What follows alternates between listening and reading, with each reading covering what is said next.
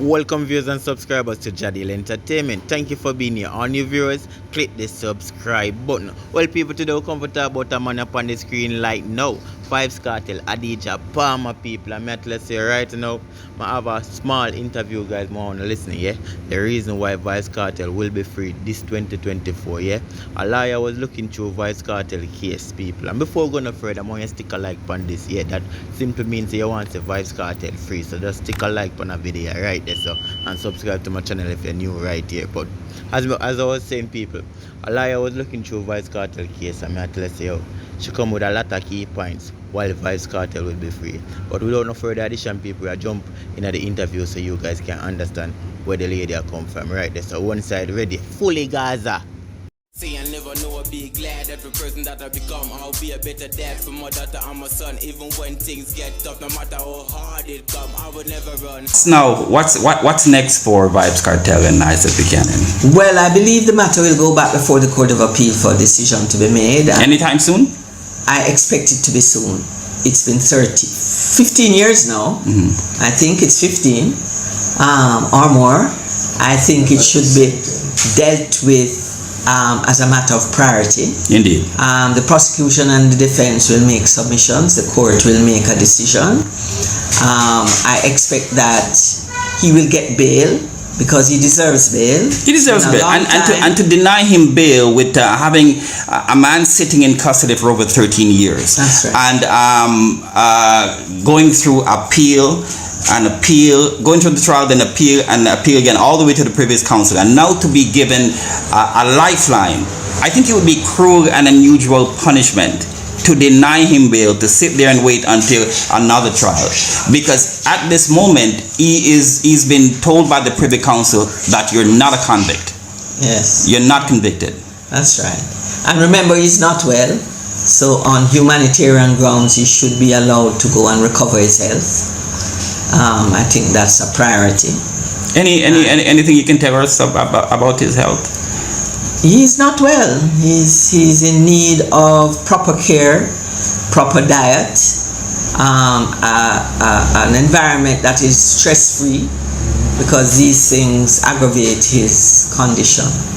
So all of that will be brought forward in his first bail hearing to be able to get him and hopefully his co-accused released on bail pending whatever decisions is made in the Court of Appeal. Yes. If you were a betting woman, would you say retrial or no retrial?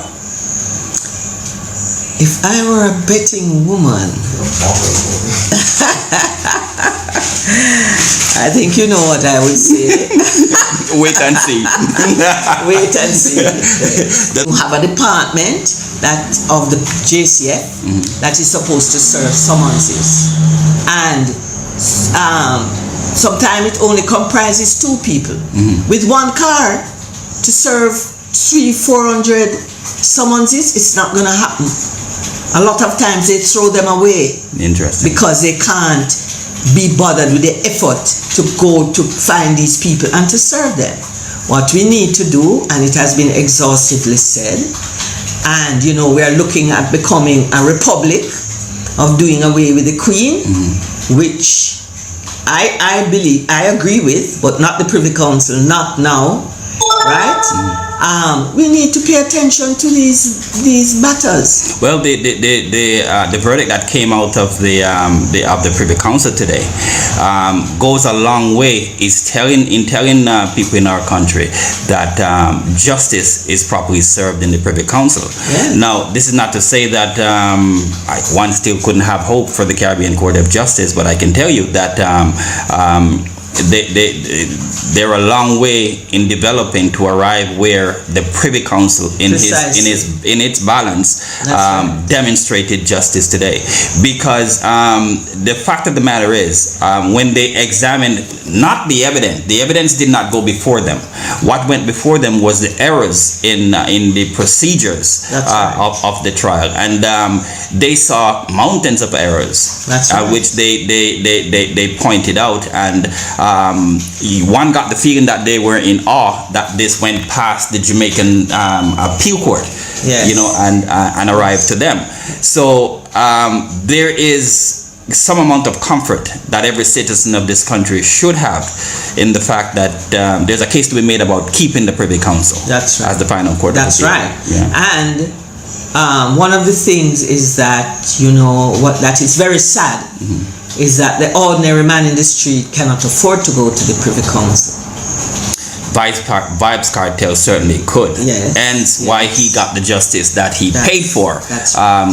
I meant that to say that could he not afford the lawyers having to travel to represent him, to defend him to the way that they want, and fighting for over 10 years to arrive at this decision, he might not have had his day in court. Because let's be fair, the average man out there who would like to have proper justice, balanced justice that comes out of a place like the Privy Council, he just does not have the pocketbook to be able to afford it. And the legal aid system we have in Jamaica does not provide for that either, which they should.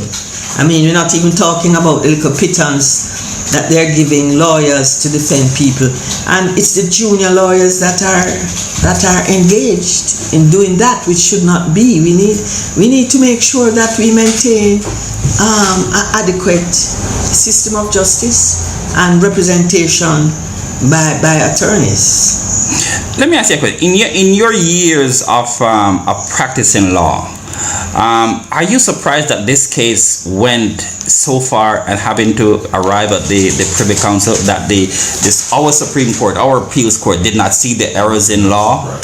Are you surprised? Okay. When I was involved in the appeal, I was of the view exactly what the decision of the Privy Council was today was my view. Right. I expected our Court of Appeal to see the issues, especially the one about the juries. And let me tell you, what was given in this case was worse, indeed, than it really is, because I did the trial of the juror who was accused. Okay. And so I had the opportunity to cross-examine some of the jurors the prosecution brought as witnesses. So, I expected that our Court of Appeal would have seen the points, especially the one on the jury, but they didn't see. So that might explain why the decision by the Privy Council took less than a month to come back, and the way they did, because it was a clear-cut case of problems with the jury, and other things. That it was. Okay. It was. Do you think, now that the court, the Privy Council has ruled that the case should go back to the appeals court here to be for them to decide if the state wants to retry the matter? That's right. Do you honestly believe that, one, is it worth the state's time? Two, there's a matter of the evidence which would have been preserved over a 10 to 12 year period, and then there's the witnesses to call them in, to find them, to retry this case. In your learned opinion, do you think the state will opt to retry this case? It is going to require a lot of repositioning and reorganizing and availability of witnesses to retry the matter. And I hope that my confidence in the justice system will be confirmed when that decision is taken by the Director of Public Prosecution.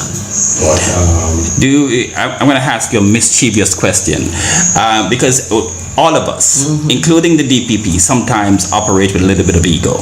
Okay, do you think she will go so far as to try to save face? Because this matter has two sides to it. There's the personal side of her issues with Isaac Buchanan that went all the way to the Bar Association, for which he was suspended, and then you took up the matter. And I remember you saying to me, don't worry yourself, you watch the play. Okay, and indeed, what seemed like he wasn't going to be able to have his day to try this matter before the Privy Council, you got it overturned. Okay, do you believe that she would try to save face and apply ego and go ahead with retrying this matter, costing the states money, okay, and run the risk that a new jury of his peers, their peers, might find them not guilty? Well, I am so sorry. I cannot tell you what the learned DPP will do on at any I did time. say it's a mischievous question. Yes, I don't know. But insofar as Isaac Buchanan is concerned, I would expect that she would move beyond that. You know, he's young, people err. He should be given a chance to recover. Indeed. Personally, I think he's a very bright